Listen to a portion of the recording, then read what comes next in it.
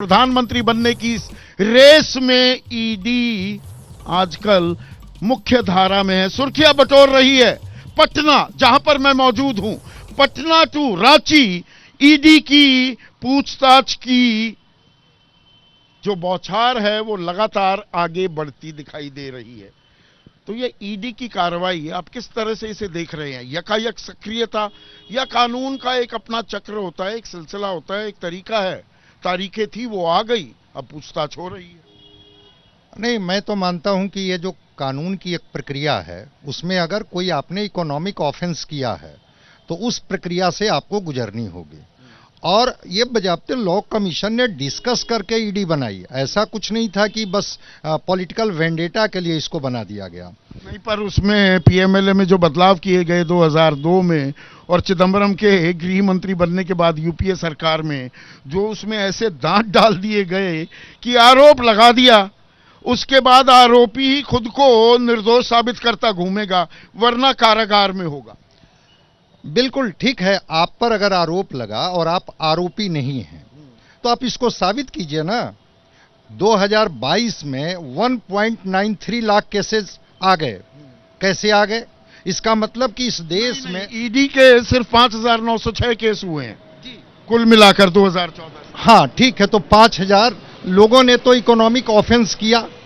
अब रह गई बात कि एक सवाल से मैं भी सहमत हूं कि इसमें भी ट्रांसपेरेंसी होनी चाहिए, वेंडेटा नहीं होनी चाहिए कि अगर वो आपके दल में हैं और वो ईडी के रडार पर। भ्रष्टाचार को बड़ा मुद्दा बनाया जा रहा है सीधा सीधा, और इसमें परिवारवाद भी जुड़ जाता है। लालू परिवार है, उधर सोरेन परिवार है। ठीक है, बिल्कुल बनाइए भ्रष्टाचार का मुद्दा, लेकिन ये भ्रष्टाचार तो सब पार्टियों के लिए तो होनी चाहिए। अजीत पवार पर किसने आरोप लगाया था भ्रष्टाचार का? देश के प्रधानमंत्री ने, वो भी तो एक कॉन्स्टिट्यूशनल पद पर बैठे हुए हैं और सार्वजनिक सभा में लगाया था। क्या हुआ? ये बातें आनी चाहिए। हेमंत विश्व शर्मा पर किसने लगाया था आरोप? अगर छगन भुजबल पर किसने आरोप लगाया था? ठीक है, लालू प्रसाद जी ने अगर इकोनॉमिक ऑफेंस किया है तो ये फेस कर रहे हैं और फेस करना होगा इनको। जनता कैसे देख रही है इसे? यहां पर बड़ा सवाल क्या प्रोफेसर संजय कुमार ये भी हो जाता है। नहीं, जनता इस रूप में देख रही है कि जनता के हिस्से में आता क्या है। अगर महंगाई बेरोजगारी के सवाल हैं तो देश का इकोनॉमी पर भी तो जनता की नजर रहती है कि हमारा पर कैपिटा इनकम क्या है भाई, देश के स्तर पर और राज्य के स्तर पर हम विश्व में कहां खड़े हैं। 141वें स्थान, एक तो 141वें स्थान पर। तो क्या ये लूट की छूट देनी चाहिए? जनता तो हमको नहीं लगता है। तो लूट की छूट मिल रही है या लूट की छूट भी काफी हद तक सिलेक्टिव है कि कुछ करें, जो करना चाहें कर लें, और कुछ के खिलाफ उसी वक्त सख्त कार्रवाई हो जाएगी। यहाँ एक दर्शक है, आप कुछ कहना चाहेंगे? ये ईडी कार्रवाई को 2024 के लोकसभा चुनाव के संदर्भ में आप कैसे देखते हैं?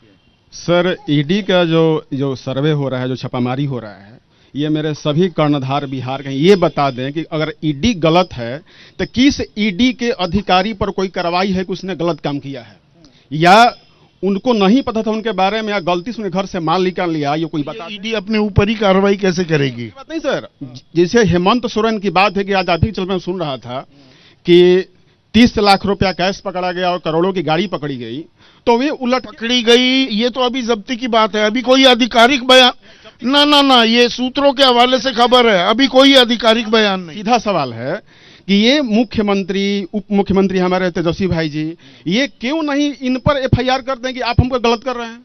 इनको दोषी क्यों नहीं करार दे रहे हैं? ये भी अपने आप में सवाल है। जैसे ही घड़ी का काटा दोपहर 2:30 पे आए, बबीता जी का दिल सास बहू साजिश के लिए मचल जाए।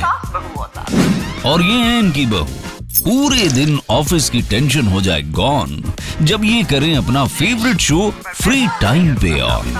इनकी तरह आप भी देखिए अपना फेवरेट शो अपने टाइम पर और डाउनलोड कीजिए एबीपी लाइव ऐप अपने स्मार्ट टीवी पर।